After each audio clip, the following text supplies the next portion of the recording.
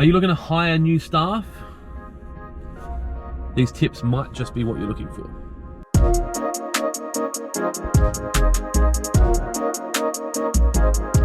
Good morning and welcome to In the Car with Clint.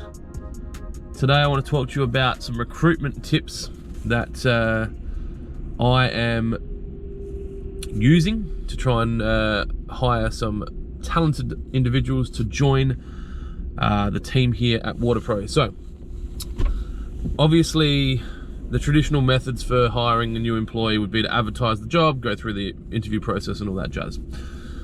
We do that, but we do it a little differently. And a lot of this is going to make it's going to make sense. It's common sense stuff. But I've been looking at different Seek ads, which Seek.com.au is obviously one of the platforms you can use to advertise for candidates to apply for a job in Australia. But I looked at some ads because one of my team members sent me some competitors' ads that were going around and said, hey, have a look at this. And I had a bit of a laugh. And I think too often the business that's trying to recruit the talent is more focused on what the business wants and what the business needs and what the business has, and they don't give any thought to what the new candidate or potential candidate wants and needs and desires. And, you know, in the world we live in now, the majority of companies have a digital footprint and a social media presence and Google reviews, and it's very easy for an employee or a potential employee to do some research on a new business and understand the business's values and the business's processes and their locations and their opening hours.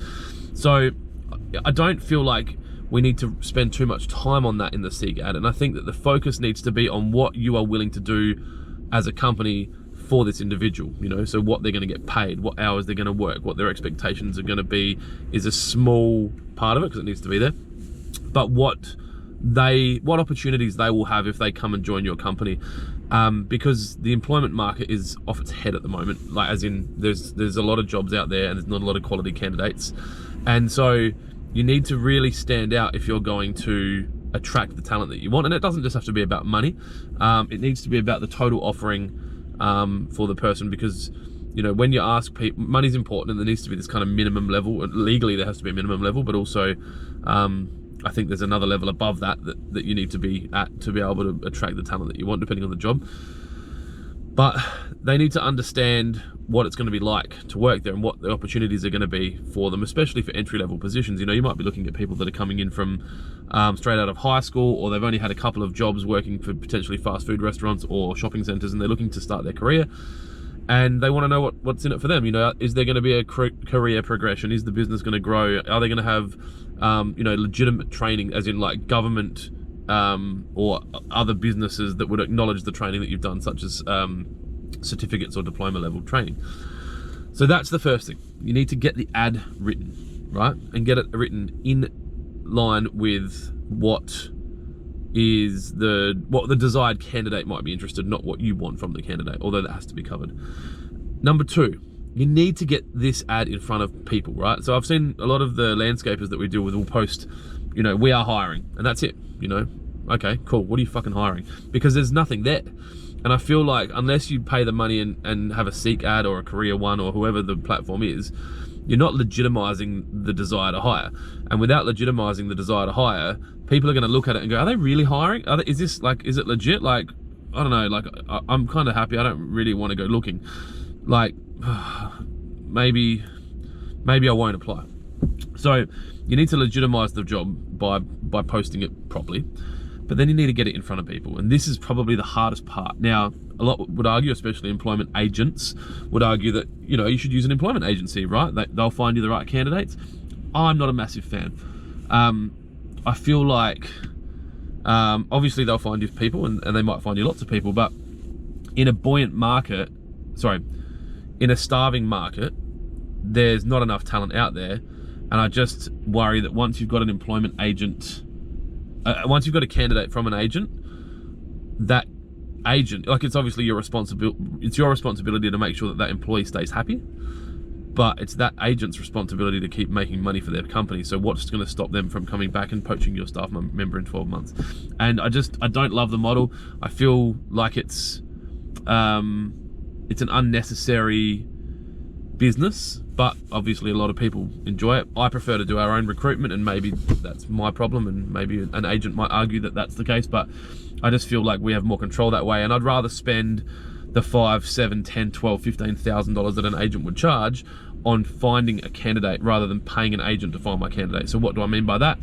Offering incentives to our team members to help us get in front of the right people, paying relocation bonuses or signing bonuses to potential candidates if that's what it's going to take, posting the Seek ad on other platforms like LinkedIn, Facebook, TikTok, Instagram, Snapchat, and actually paying to get in front of the right candidate. It's a bit of a challenge. You've got to be careful with that one because Facebook won't let you target ages or sexes or anything with an employment ad because it's considered discrimination. I think you can do a radius, so you know, have a play with that. But if you can get the ad in front of the right people, that's the most important part, because my belief is currently the people that you are going to hire for your business, if you want good people, are not looking for work. They're currently happily employed with someone, and you need to go and get them, and that you need to stand out, and you need to make sure that you get their attention. And the reality is the only way that you're going to get their attention is by paying for it. So you're going to pay in time or money. So you're either going to go door knocking and handshaking and find the person yourself. This is the same as finding a new client. It's finding a new staff member.